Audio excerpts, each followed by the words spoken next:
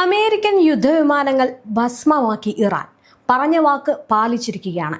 ഏതെങ്കിലും തരത്തിൽ ഇറാനിലേക്ക് നിങ്ങൾ എത്തിയാൽ പിന്നീട് ശവപ്പെട്ടിയിൽ മടങ്ങൂ എന്ന് പറഞ്ഞത് അതേപടി നടന്നിരിക്കുകയാണ്.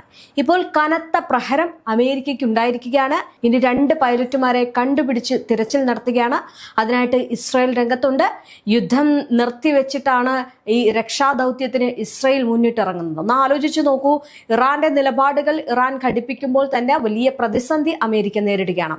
യുദ്ധം 30 നാൾ കഴിയുമ്പോഴും അത്ര സന്തോഷമൊന്നും ഇസ്രായേലിന്റെയും അമേരിക്കയുടെയും മുഖത്തുണ്ടാകുന്നില്ല. തുടങ്ങിയപ്പോൾ ഉണ്ടായിരുന്ന വീര്യം ഇപ്പോൾ ഇരു രാജ്യങ്ങൾക്കും ഇല്ല എന്നതാണ് മറ്റൊരു സത്യം.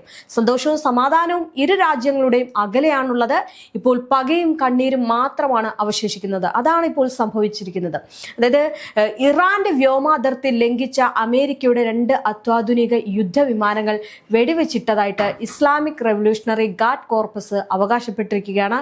ഒരു F-50E എന്ന് പറയുന്ന യുദ്ധവിമാനം, ഒരു F-35 യുദ്ധവിമാനമാണ് തകർത്തത് എന്നുള്ള റിപ്പോർട്ടുകളാണ് പുറത്തു വരുന്നത്. ഇറാനിൽ നിന്ന് 500 കിലോമീറ്റർ അകലെയുള്ള പ്രവിശ്യയിലാണ് F-50 തകർന്നു വീണിരിക്കുന്നത്.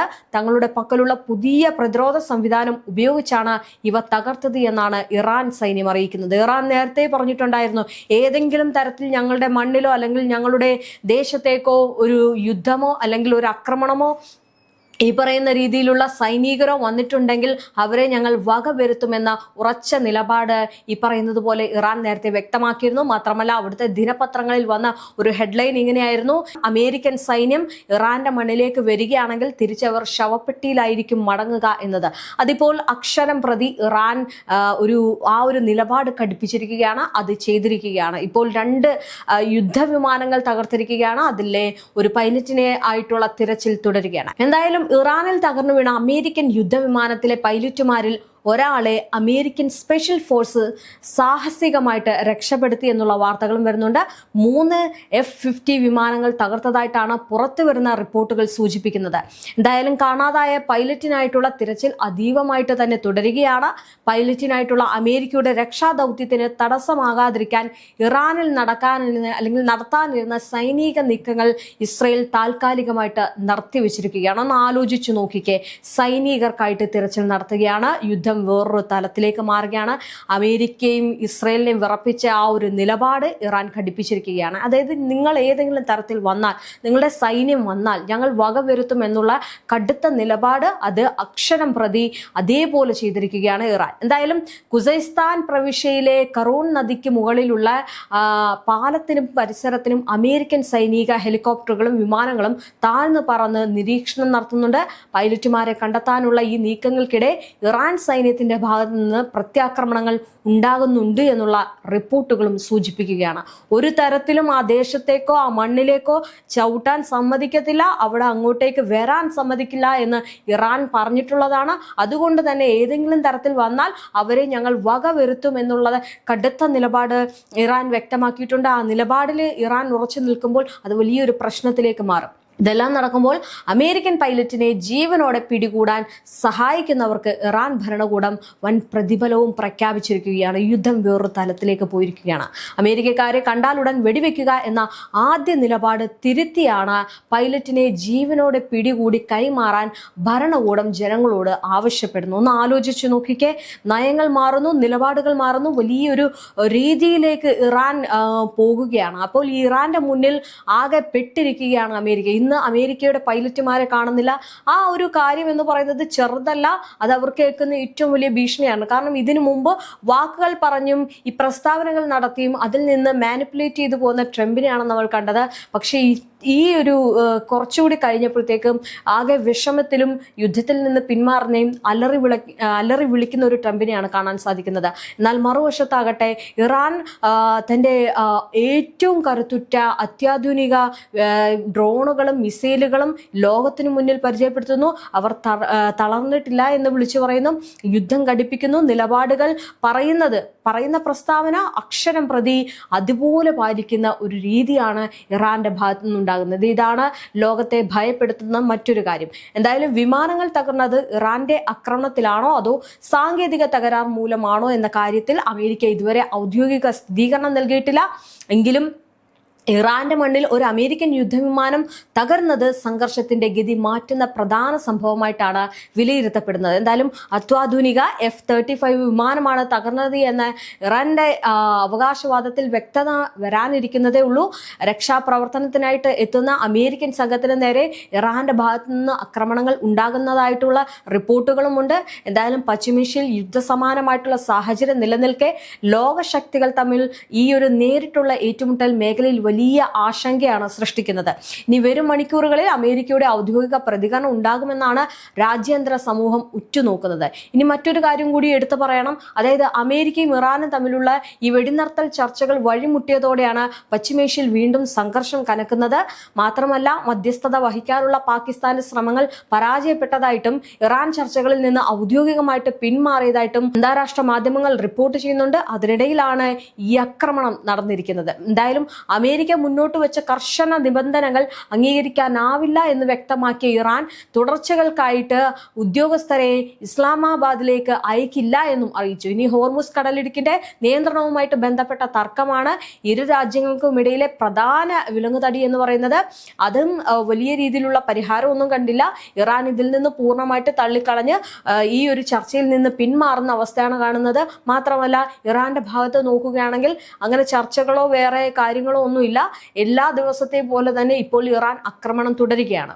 അതിന്റെ മറ്റൊരു കാര്യമാണ്, അതായത് യുദ്ധം തുടരുകയാണെന്നുള്ള അതിന്റെ വലിയൊരു തെളിവ് കൂടിയാണ് ഈ ഒരു കാര്യം എന്ന് പറയുന്നത്. മാത്രമല്ല, ഇപ്പോൾ വിലങ്ങുതടിയായി മറ്റൊരു കാര്യം കൂടി വന്നിരിക്കുന്നത് ഈ പറയുന്ന ഇറാന്റെ മണ്ണിലേക്ക് അമേരിക്കൻ അത്യാധുനിക ഈ യുദ്ധവിമാനങ്ങൾ തകർത്തതാണ്. എന്തായാലും ഇതിനിടയിൽ യുദ്ധവിമാനങ്ങൾ വെടിവെച്ചിട്ട സംഭവം ചർച്ചകളെ ബാധിക്കില്ല എന്ന് വ്യക്തമാക്കിയ ട്രംപ് രാജ്യം ഇപ്പോൾ യുദ്ധസമാനമായിട്ടുള്ള സാഹചര്യത്തിലാണ് എന്ന് MBC ന്യൂസിന് നൽകിയ അഭിമുഖത്തിൽ തുറന്നു പറഞ്ഞിരുന്നു. മാത്രമല്ല, ഇറാനെ പൂർണ്ണമായിട്ടും നശിപ്പിച്ചു എന്ന തന്റെ പ്രസ്താവനയ്ക്ക് പിന്നാലെ ഉണ്ടായ ഈ തിരിച്ചടികളെ ഗൗരവത്തോടെയാണ് അമേരിക്ക കാണുന്നത്. ഒന്ന് ആലോചിച്ചു നോക്കിക്കേ, ഇത്തരം കാര്യങ്ങൾ വളരെ ഗൗരവത്തോടെ കാണുന്നു എന്ന് പറയുന്നത് മാത്രമേ ഉള്ളൂ. പക്ഷെ യാതൊരു തരത്തിലുള്ള ഒരു സഹായമോ അല്ലെങ്കിൽ അവർക്ക് ഒന്ന് എഴുന്നേറ്റ് നിന്ന് തിരിച്ചടിക്കാൻ പോലുള്ള ഒരു കെൽപ്പോ ഇല്ലാതെയാക്കി മാറ്റിയിരിക്കുകയാണ് ഇറാൻ. എന്തായാലും അമേരിക്കയും ഇറാനും തമ്മിലുള്ള സംഘർഷം പുതിയ തലങ്ങളിലേക്ക് കടക്കുമ്പോഴും നയതന്ത്ര ചർച്ചകൾക്ക് പ്രസക്തി ഉണ്ട് എന്ന നിലപാടിൽ ഉറച്ചു നിൽക്കുകയാണ് അമേരിക്കൻ പ്രസിഡന്റ് ഡൊണാൾഡ് ട്രംപ്. പക്ഷേ അതിൽ നിന്ന് പിന്മാറുന്ന ഇറാനെയാണ് കാണുന്നത്. കാരണം തങ്ങൾ അങ്ങോട്ടേക്ക് വെച്ചിരിക്കുന്ന ശക്തമായിട്ടുള്ള ഉപാധികൾ മറികടന്ന് അല്ലെങ്കിൽ അത്തരം ഉപാധികളിൽ ഞങ്ങൾക്ക് താല്പര്യമില്ല എന്ന് പറഞ്ഞുകൊണ്ട് ഇറാൻ ആ ഒരു ചർച്ചയിൽ നിന്ന് പിന്മാറിയിരിക്കുകയാണ്. ട്രംപിന്റെ പ്രസ്താവനകളെയും ട്രംപിന്റെ ഉടമ്പടികളെ എല്ലാം തള്ളിയിരിക്കുകയാണ്. ആ തള്ളിക്കഴിഞ്ഞതിന് ശേഷമാണ് അങ്ങോട്ടേക്ക് ചെന്ന യുദ്ധവിമാനങ്ങൾ തകർക്കുന്നത്. ഇനി ഗൾഫ് മേഖലകളിലും ഈ ഇറാന്റെ ഭാഗത്തുനിന്ന് ആക്രമണം ഉണ്ടാകുന്നുണ്ട്. എന്തായാലും എല്ലാം കൊണ്ടും അമേരിക്ക ആകെ ഒറ്റപ്പെട്ടൊരു അവസ്ഥയിലൂടെയാണ് ഇപ്പോൾ കടന്നു പോകുന്നത്. മാത്രമല്ല, ഈ ഇറാന് മുന്നിൽ പിടിച്ചു നിൽക്കാൻ പറ്റുന്നില്ല എന്നതാണ് മറ്റൊരു സത്യം. ഇനി ഹോർമുസ് കടലിടുക്ക് പൂർണ്ണമായിട്ടും തുറന്നു നൽകിയാൽ മാത്രമേ വെടിനിർത്തൽ പരിഗണിക്കൂ എന്ന അമേരിക്കൻ പ്രസിഡന്റ് ഡൊണാൾഡ് ട്രംപിന്റെ നിലപാടാണ് ഇറാനെ ചൊടിപ്പിച്ചിരിക്കുന്നത്. രാജ്യത്തിന്റെ സുരക്ഷയെ ബാധിക്കുന്ന ഇത്തരം ആവശ്യങ്ങൾ അംഗീകരിക്കാനാകില്ല എന്ന് പറഞ്ഞുകൊണ്ടാണ് ഇറാൻ ഈ ഒരു നീക്കത്തിൽ നിന്ന് പിന്മാറുന്നത്. ഇനി ഇതോടെ മേഖലയിലെ സമാധാന ശ്രമങ്ങൾ പൂർണ്ണമായിട്ടും അനിശ്ചിതത്വത്തിലായിരിക്കുകയാണ്. നയതന്ത്ര തലത്തിലുള്ള നീക്കങ്ങൾ പാളിയതോടെ സൈനിക നീക്കങ്ങളിലേക്ക് ഇരു രാജ്യങ്ങളും കടക്കുന്നതായിട്ടുള്ള സൂചനകളൊക്കെ വരികയാണ്. അതായത് യുദ്ധം ഇനി വീണ്ടും തുടങ്ങുകയാണ്. ചർച്ചകൾക്ക് ഇനി യാതൊരു തരത്തിലുള്ള പ്രാധാന്യവും നൽകുന്നില്ല എന്നതാണ് ഇറാന്റെ ഭാഗത്തു നിന്നുണ്ടാകുന്ന ഒരു നീക്കം എന്ന് പറയുന്നത്. കാരണം അമേരിക്ക പറയുന്ന കാര്യങ്ങളോട് ഇറാൻ യോജിക്കുന്നില്ല, അതുകൊണ്ട് തന്നെയാണ് പോകുന്നത്. അതുകൊണ്ട് മറ്റൊരു കാര്യം കൂടിയുണ്ട്, യുദ്ധം അതികഠിനമായിട്ട് ഇനിയും തുടരും എന്നതാണ്. ഇതെല്ലാം നടക്കുമ്പോൾ ട്രംപിന്റെ കണക്ക് കൂട്ടലും തെറ്റുകയാണ്. ഇപ്പോൾ അതിന്റെ ഒരു സർവേയും പുറത്തു വരുന്നുണ്ട്. അതായത് ഇറാൻ യുദ്ധവും അല്ലെങ്കിൽ അതേ തുടർന്നുണ്ടായ ഇന്ധനവിലയും വർധനവും ഇതിനോടൊപ്പം തന്നെ അമേരിക്കൻ ജനതയ്ക്ക് ട്രംപ് ഭരണകൂടത്തോടുള്ള ഒരു സ്വീകാര്യത നഷ്ടപ്പെടുത്തിയിട്ടുണ്ട് എന്നാണ് സർവേകൾ പറയുന്നത്. അവിടെ വലിയ പ്രതിഷേധം ഉയർന്നു. ട്രംപിനെതിരെ ജനങ്ങൾ ഒന്നടങ്കം ഉയരുന്ന ഒരു സാഹചര്യം. എന്തായാലും ഇറാൻ യുദ്ധം ഇപ്പോൾ പുതിയതും കൂടുതൽ സങ്കീർണവുമായിട്ടുള്ള ഒരു ഘട്ടത്തിലേക്ക് പ്രവേശിച്ചിരിക്കുകയാണ്. ഇറാനിൽ US യുദ്ധവിമാനം വെടിവെച്ചിട്ടു എന്നുള്ള റിപ്പോർട്ടുകളോടെ ട്രംപിന്റെയും സഹായികളുടെയും അവകാശവാദങ്ങളിൽ വിള്ളൽ വീണിരിക്കുകയാണ്.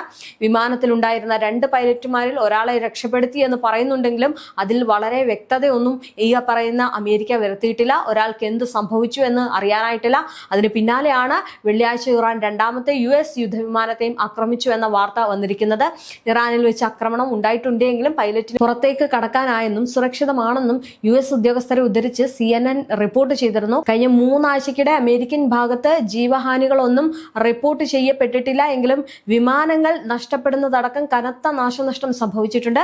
ഇനി സൈനിക മേൽക്കമേമ ഒരു അമേരിക്കയുടെ പ്രധാന മേൽക്കൈ ആയിരിക്കുന്ന ഒരു പോരാട്ടത്തിൽ ഉണ്ടാകുന്ന നാശനഷ്ടങ്ങളെ സംബന്ധിച്ച് ഇതിനോടകം തന്നെ ട്രംപ് ഭരണകൂടത്തിനെതിരെ ചോദ്യങ്ങൾ ഉയർന്നിട്ടുണ്ട്.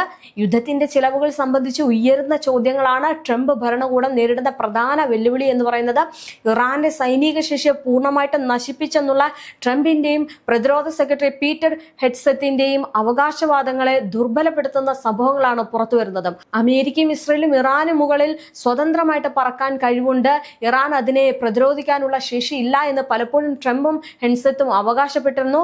ഇറാനിൽ നാവികസേനയില്ല, സൈന്യമില്ല, വ്യോമസേനയില്ല, വിമാന വേദ സംവിധാനങ്ങളില്ല എന്നായിരുന്നു ട്രംപ് കഴിഞ്ഞ ദിവസം നടത്തിയ പ്രസംഗത്തിലും പറഞ്ഞിരുന്നത്. പക്ഷേ ഇറാനിലെ എണ്ണപ്പാടങ്ങളിൽ ആക്രമണം നടത്താൻ കഴിയുമെന്നും അവർക്കൊന്നും ചെയ്യാൻ കഴിയില്ല എന്നും പറയുകയുണ്ടായി. പക്ഷെ അതെല്ലാം താളം തെറ്റിക്കുന്ന രീതിയിലാണ് ഇന്ന് പോയിരിക്കുന്നത്. മാത്രമല്ല അദ്ദേഹത്തെ ചുറ്റിപ്പറ്റിയുള്ള സൈനിക വിജയങ്ങളെ അതിശോക്തികരമായിട്ട് ചിത്രീകരിക്കുന്നതിന്റെ ഏറ്റവും പുതിയ ഉദാഹരണമാണ് വിമാനങ്ങൾ തകർത്തത് എന്നാണ് US മാധ്യമങ്ങൾ റിപ്പോർട്ട് ചെയ്തിരിക്കുന്നത്. കഴിഞ്ഞ വർഷം ജൂണിൽ ആണവ നിലയങ്ങൾക്ക് നേരെയുണ്ടായ ആക്രമണങ്ങൾക്ക് ശേഷം ട്രംപ് ആ രാജ്യത്തിന്റെ ആണവ പദ്ധതി തകർന്നു പോയി എന്നും അത് വീണ്ടെടുക്കാനാവാത്തതാണ് എന്നും ആവർത്തിച്ച് പറഞ്ഞിരുന്നു.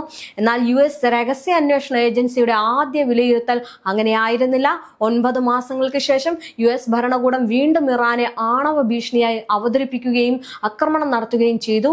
ഇറാനിൽ മിസൈൽ ലോഞ്ചറുകളും നാശത്തെക്കുറിച്ചുള്ള ട്രംപിന്റെ അവകാശവാദങ്ങളും തെറ്റാണെന്ന് കഴിഞ്ഞ ദിവസം പുറത്തു വന്ന US രഹസ്യ അന്വേഷണ ഏജൻസികളുടെ റിപ്പോർട്ടും വ്യക്തമാക്കിയിരുന്നു. ഒന്ന് ആലോചിച്ചു നോക്കൂ, എത്രയൊക്കെ പൊള്ളയായിട്ടുള്ള കാര്യങ്ങളാണ് ട്രംപ് പറഞ്ഞു പരത്തുന്നത് എന്ന്.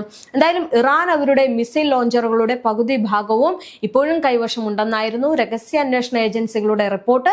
യുദ്ധത്തിന്റെ പ്രാരംഭഘട്ടത്തിൽ ഇറാനുമായിട്ട് ഇനി ചർച്ചകളില്ല എന്നും അതിനുള്ള സമയം കഴിഞ്ഞുവെന്നും ട്രംപ് പറഞ്ഞിരുന്നു. എന്നാൽ ഇത്തരം കാര്യങ്ങൾ മാറ്റിമറിച്ചുകൊണ്ടാണ് ഇന്നും ഇറാന്റെ ഭാഗത്ത് നിന്ന് അമേരിക്കയ്ക്ക് ഏറ്റവും വലിയ വെല്ലുവിളിയായിട്ടുള്ള ആക്രമണങ്ങൾ നടക്കുന്നത്.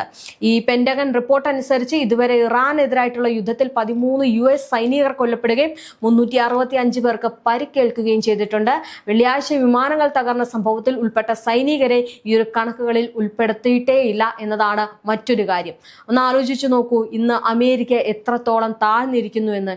നേരത്തെ യുദ്ധത്തിന് വളരെ ചിരിച്ചുകൊണ്ട് സന്തോഷത്തോടെ വന്ന ഇരു രാജ്യങ്ങൾക്കും ഇന്ന് നിലവിളി അല്ലാതെ മറ്റൊന്നുമില്ല.